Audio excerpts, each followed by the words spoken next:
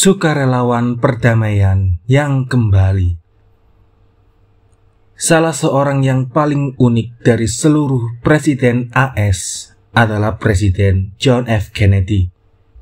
Ia adalah presiden yang paling muda dalam sejarah AS. Waktu terpilih sebagai presiden, ia baru berumur 44 tahun. Sebagai seorang muda, ia adalah presiden AS yang dapat menggerakkan dan menjadi sumber inspirasi pemuda-pemuda atau mahasiswa-mahasiswa AS. Masyarakat politik AS mulai mengenal Senator John F. Kennedy pada masa akhir pemerintahan Papa Eisenhower. Berbeda dengan politikus-politikus yang lain, dalam kampanyenya, ia tidak berbicara tentang kenikmatan-kenikmatan material. Pada masa depan AS, Kennedy menjanjikan batas yang baru, New Frontier, bagi masyarakat AS. Ia mengajak pemuda-pemuda AS untuk membangun dunia yang lebih baik, lebih adil, dengan bekerja secara jujur dan berani. Jangan bertanya apa yang dapat diberikan tanah air padamu, tapi apa yang kau dapat sumbangkan pada tanah airmu, katanya pada waktu pidato inaugurasinya. Ia yakin bahwa idealisme di kalangan pemuda AS amat besar, dan ia ingin agar idealisme ini disalurkan secara konstruktif. Saya ingin buktikan pada Khrushchev dan yang lain bahwa generasi baru Amerika telah mengambil alih negara ini. Pemuda-pemuda Amerika akan mengabdikan dirinya sebagai abdi perdamaian di seluruh dunia, bekerja untuk kebebasan, seperti juga kaum komunis bekerja untuk sistem mereka, kata Kennedy di hadapan mahasiswa AS. Dan salah satu proyeknya yang terbesar untuk masyarakat AS adalah pembentukan sukarelawan perdamaian, Peace Corps, pada tahun 1961. Pada saat itu hanya ada 500 orang sukarelawan.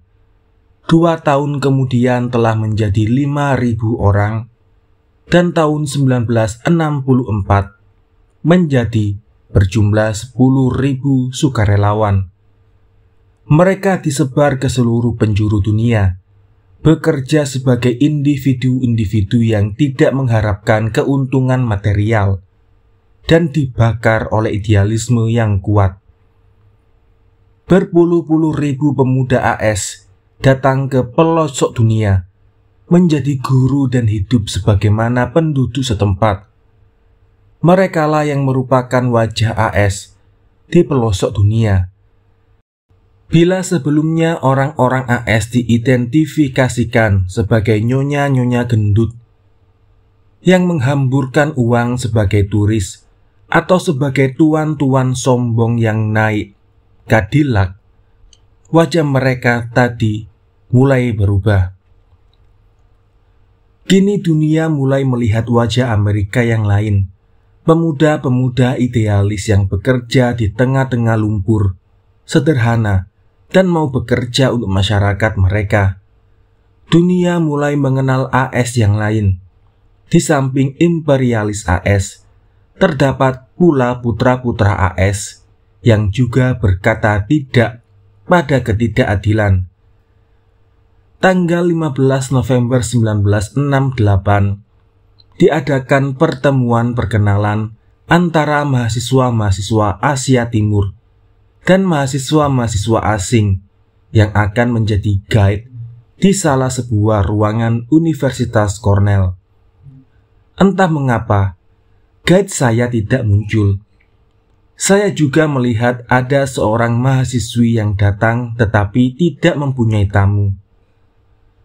Saya dekati dia dan bertanya, apakah saya dapat menolongnya? Kemudian kami ngobrol. Namanya Rosa, masih muda, cantik, dan amat terbuka. Rosa adalah seorang mahasiswi Peru. Ia ikut suaminya yang sedang menyelesaikan studinya di Cornell. Suaminya, Dave, seorang Amerika bekas Peace Corps di Peru. Di Peru, saya adalah aktivis kampus dan sering aktif dalam kegiatan-kegiatan anti-Amerika. Saya benci pada Yankee. Hampir-hampir saya masuk penjara karena aktivitas ini, kata Rosa pada saya waktu kita ngobrol sore itu. Kemudian ia bertemu dengan Dave, seorang bangsa Amerika yang dibencinya. Mereka mulai berkenalan dan ternyata Dave juga setuju dengan ide-idenya dan dapat mengerti dan menghargai mengapa orang-orang Latin Amerika begitu anti-Amerika. Mereka jatuh cinta dan setelah melalui perjuangan batin yang lama, akhirnya Rosa setuju menikah dengan Dave. Teman-teman saya yang anti-AS mengecam saya karena kawin dengan Yankee yang telah menghisap dan memeras rakyatnya. Di negara-negara Latin Amerika, Washington adalah negara yang paling tidak populer karena politik tuan besar Amerika di sana. Lingkungan Rosa melalui seorang Peace Corps mulai mengerti bahwa tidak semua Yankee bersikap sama seperti Alan Dulles dan John Foster Dulles untuk Dave yang sebaliknya terjadi. 3 hari kemudian, saya bertemu dengan Dave yang baru saja selesai memberikan asistensi kuliah sosiologi pedesaan. Waktu saya bergabung dengan Peace Corps, saya masih hijau. Waktu itu kami terdorong untuk terjun ke tengah-tengah masyarakat di seluruh dunia guna membantu mereka. Saya dikirim ke Peru dan bekerja di tengah-tengah masyarakat desa dan mahasiswa di sana. Di sana saya mulai melihat bagaimana praktik-praktik politik ekonomi AS diterapkan. Dengan uang dan kelebihan atau kemampuannya, AS merasuki segala bidang kehidupan. Pengisapan melalui tirani-tirani lokal, penipuan-penipuan yang halus dan lain-lainnya. Saya dapat mengerti dan menyetujui jika mahasiswa-mahasiswa Amerika Latin anti kami. Dave melihat bahwa secara sempit Peace Corps ada gunanya, yaitu memperbaiki lingkungan setempat. Tetapi anti-AS di Amerika Latin yang menurut dia tepat. Setelah ia kembali, ia mengalami kesulitan dalam menyesuaikan diri dengan masyarakat umum di negaranya sendiri. Setelah melihat masyarakat miskin dan hidup di tengah-tengahnya, melihat politik dan birokrasi di Peru, melihat politik pengisapan AS di Amerika Latin, dan tuan-tuan gendut yang kaya tetapi kejam, Dave amat menyadari persoalan-persoalan masyarakat abad ini. Di AS, ia kembali lagi ke tengah masyarakat yang penuh hipokrisi, menganggap bahwa hanya free world saja yang baik, bahwa komunisme mutlak salah, tanpa melihat mengapa orang menjadi komunis. Melihat pesta-pesta yang mewah, padahal di sudut dunia lain, anak-anak melatih seperti bekicot lapar. Sepertiga dari bekas-bekas Peace Corps akhirnya menjadi anti-establishment, anti-politik luar negeri AS, dan menjadi aktivis-aktivis anti-perang Vietnam, atau aktivis-aktivis untuk perjuangan hak-hak sipil orang-orang negro. Saya akan kembali lagi ke Peru, kata Dave dengan tenang tetapi pasti. Ia adalah seorang idealis yang menyadari dunianya.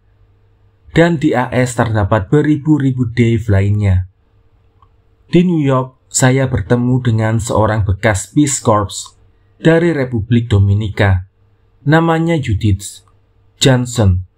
Seorang wanita berumur 23 tahun. Tidak politis dalam pemikirannya, periang dan amat menarik. Pengalamannya juga sama dengan Dave. Ia melihat korupsi, birokrasi di Dominika, dan kemiskinan di balik dunia yang lain. Seharian saya ngobrol dengan Judith, keluyuran di taman bersama-sama dan makan di rumahnya.